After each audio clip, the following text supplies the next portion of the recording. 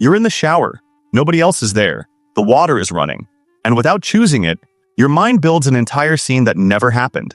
Maybe you're having a conversation with someone who hurt you, and this time, you say exactly the right thing. Maybe you're imagining a future where everything finally worked out. Maybe you're rehearsing a conflict that hasn't happened yet, playing both roles, preparing for something that may never come. You didn't decide to do this. It just started.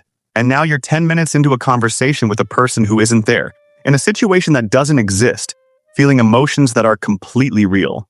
Some of you have had entire relationships in your head, with people who barely know you exist. People call this daydreaming, but that word is too small for what this actually is. This isn't spacing out. For the people who do this regularly, who live partially inside worlds they built themselves, it's something deeper, something more consuming, and something most psychology videos describe badly, if they describe it at all, because they focus on the behavior. What they miss is the why, and the why is what this video is about. Before we get to the types of scenarios people build and what each one reveals, I want to plant one question in your mind right now, a question I'm coming back to at the very end. What does the world inside your head give you that the world outside cannot? Hold that, because the answer to that question is the answer to everything we're about to discuss.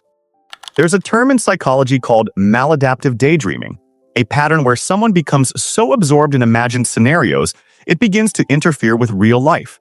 It was first identified by psychologist Eli Summer in 2002, and research on it has grown significantly since. But here's what most videos get wrong. They frame this as a disorder, a malfunction, something to eliminate. For a small percentage of people, when imagining becomes so consuming that real relationships and responsibilities are abandoned, yes, that's worth addressing clinically. But for most people who do this, it's not a malfunction, it's a response. The mind doing something intelligent with the material it's been given. Understanding what it's responding to is far more useful than labeling it a problem. So let's go deeper. The type of scenario you gravitate toward is a direct window into what your nervous system is trying to process, protect against, or rehearse for. And each type points to something specific, and most people watching this don't even realize which one they're doing. Type 1. The argument you should have had. You're replaying a conflict. Maybe it happened years ago, maybe this morning, but in your version, you say what you couldn't say in the real moment. You're articulate, clear. You hold your ground. The other person finally understands what they did. This is the most common type, and what it reveals isn't weakness or obsession. It reveals unprocessed self-expression. Somewhere in your history, often beginning in childhood, you learned that saying what you actually felt was not safe. Maybe it led to conflict you couldn't handle. Maybe you were dismissed, mocked, or punished. Maybe the adults around you simply didn't have space for your emotional reality. So you learned to hold it in. But held-in words don't disappear. They go looking for somewhere to exist. And your mind, clever, relentless, loyal to your unexpressed self, builds a stage for them. The argument in the shower isn't irrational. It's your truest self, finally getting to speak. The tragedy is that it's speaking to no one. And here's the open loop I want you to hold. If you regularly rehearse what you wish you had said, there's something you're still not saying to someone specific, and that silence is costing you more than you realize. I'll come back to what to do with that. But first, type 2, and this one hits differently. Type 2, the future that feels more real than your actual life. You're not replaying the past. You're living forward. You imagine a version of your life where you are who you were always supposed to be, where your work is respected, where the relationship is right, where you wake up and feel like you belong in the life you're living, and the feeling is vivid, sometimes more vivid than anything happening around you right now. This is often dismissed as escapism. Just stop daydreaming and do the work. But that framing misses something crucial. The people who imagine futures with this kind of emotional intensity aren't lazy. They're not avoiding life. They're grieving it. Specifically, they're grieving the gap between who they feel themselves to be on the inside and what their actual life currently reflects on the outside. Psychologists call this identity-reality dissonance. It's most common in people high in internal self-awareness, people with a vivid, felt sense of who they are at their core, but for various reasons, circumstances, wounds, systems that couldn't see them, that internal person has never been fully expressed in the world yet. The imagination becomes the only place that person gets to live. This isn't delusion. This is vision without permission. And there's a significant difference. Now, type 3 is where this gets the most personal, and for many people, the most painful. Type 3. The scenario, where someone finally sees you. This one is quieter, more personal. You imagine a conversation, sometimes with a parent, sometimes with a partner, sometimes with a stranger, where you explain yourself fully, where you say, "This is who I am. This is what I've been carrying. This is what I've needed." And in the scenario, the other person gets it. They don't minimize. They don't change the subject. They just say, "I see you. I understand. You were never too much." If this type resonates, really hear this. The conversation you keep imagining is the one you've never been able to have in real life. Not because you don't have the words, but because you haven't yet found the person who has the capacity to receive them. This is one of the most revealing things the imagination can show you about your relational needs. You know exactly what you need from connection. You have rehearsed it in extraordinary detail. The gap is not inside you. It's between you and the relationships currently available to you. And that gap deserves to be taken seriously, not medicated away, not distracted away, actually addressed. Type 4. The danger that hasn't come yet, but might. You imagine something going wrong, a confrontation, a loss, an embarrassment, an emergency. You play it out in detail, preparing your response, figuring out what you'd say, what you'd do, how you'd handle it. This type is most connected to anxiety, and it's the one people feel the most shame about, because it can feel like inviting disaster or being unable to trust that things will be okay. But the psychology tells a different story. This type of imagining is almost always rooted in a nervous system that experienced something unpredictable early on, an environment where things could go wrong without warning, a childhood where the atmosphere could shift and you had no tools to handle it. So your mind learned a rule: if I can imagine it first, I can survive it. Preparation became protection. The imagination became a simulation chamber for threats. The exhausting part, and you already know this if this is you, is that the chamber never closes. There is always another possible threat to prepare for, and the preparation never makes the fear go away. It just holds it. If you're still watching, this next part is the one most people have never heard anyone name before, and it explains where all 4 of these types actually came from.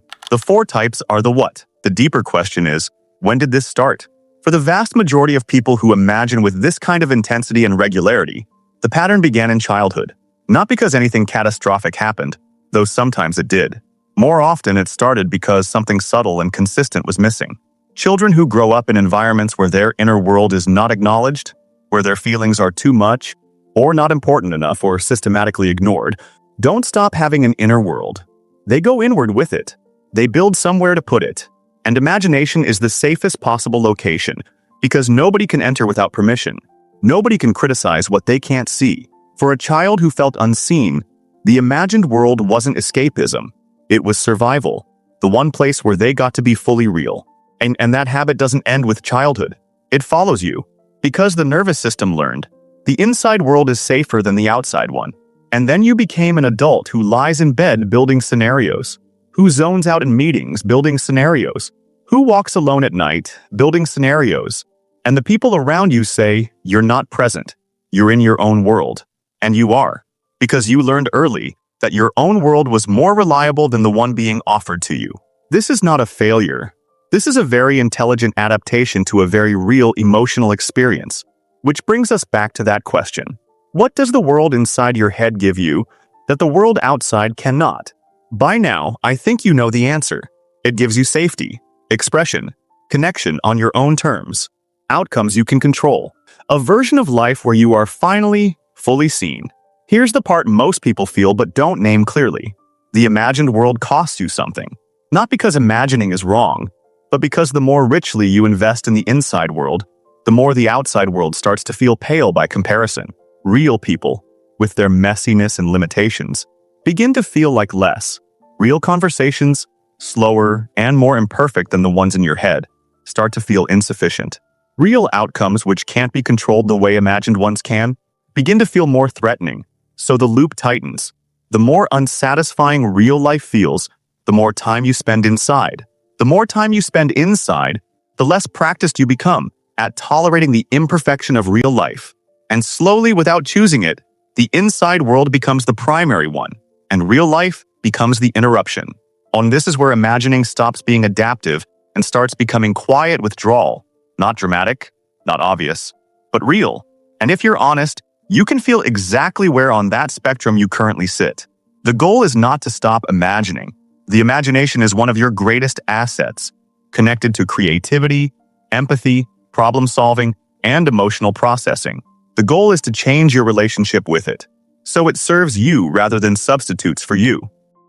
First, start using the scenarios as information, not escape. When you notice yourself building a scenario, especially a recurring one, pause it. Ask, what does this give me that I'm not getting in real life? The answer is always specific, always real, and it always points to something you can start moving toward.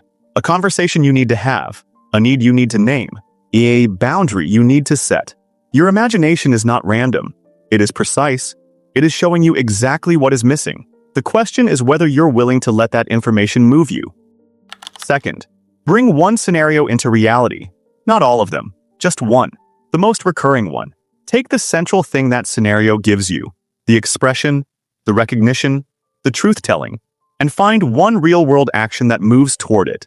Not perfectly, not completely, just one step toward the real version of what you keep imagining. Because here's what the research shows and what lived experience confirms. The scenarios that stop recurring are almost never the ones you resolve in your head. They're the ones you address imperfectly, in reality. Third, and this is the one people resist most, stop being ashamed of the imagining. Shame makes it worse. When you feel like something is wrong with you for doing this, you don't stop. You just do it more secretly. You lose the ability to talk about it, which is one of the only things that actually reduces its intensity. You stop treating it as information and start treating it as evidence of your brokenness. You are not broken. You have a mind that learned to take care of itself with the tools it had available. And those tools were extraordinary. Let me bring it back to that question one final time. What does the world inside your head give you that the world outside cannot? Don't answer that quickly, because the real answer, the honest one, is something most people have never said out loud. And saying it, even just to yourself, changes something. For most people who imagine with this kind of depth and regularity, the answer is this. The inside world is the only place where you get to be your full self without consequences, where you get to say the thing without being rejected, where you get to need what you need without burdening someone, where you get to be seen without performing, where you get to win or grieve or love or rage or fall apart without managing anyone else's reaction to it. No editing, no softening. Wondering if this version of you is too much for the person sitting across from you. Just you, fully, without apology. And that tells you something important. Not about your imagination, about your life. Because somewhere along the way, you learned that your full self was safer inside than outside. And so, you built it a world there. That wasn't avoidance. That was the most loyal thing you've ever done for yourself. But the inside world shouldn't be the only place where those things are possible. You deserve real relationships where you can be unedited. Real conversations where you are truly heard. Real circumstances where your full self is not a liability, but an invitation. That kind of connection exists. It is not reserved for people with simpler inner lives. And you are not disqualified from it because you've spent years building worlds inside your head instead of finding it out there. The scenarios you keep imagining are not fantasies about a life you can't have. They are blueprints for a life you haven't yet allowed yourself to build. Detailed, specific, emotionally accurate blueprints. For the kind of connection and recognition your nervous system has been asking for, possibly for years. The question was never whether that life was possible. The question was whether you believed you were allowed to want it. You are. That's the answer. You always were. You don't need to stop imagining. You need to start believing that what you imagine is possible and that you deserve to go looking for it in the world where other people actually live. If this video describes something you've never heard anyone name before, subscribe to UNFELT. This channel is for people who feel things in ways that don't have easy names, who live partially in worlds they built themselves, who think in depth that most conversations can't reach. Comment below. Do you imagine arguments, futures, conversations, or dangers? Just tell me which one. I want to know. Because the people who comment on videos like this often find that they're not as alone in this as they thought. And if someone in your life does this and you've never understood why, send them this video. It might explain something they've never been able to explain about themselves. Something they've tried to put into words 100 times and couldn't. You're not lost in your head. You're searching for something real. And that search, even when it stays invisible, even when no one around you knows it's happening, is one of the most human things there is. Keep searching. Just start searching out there too. I'll see you in the next video.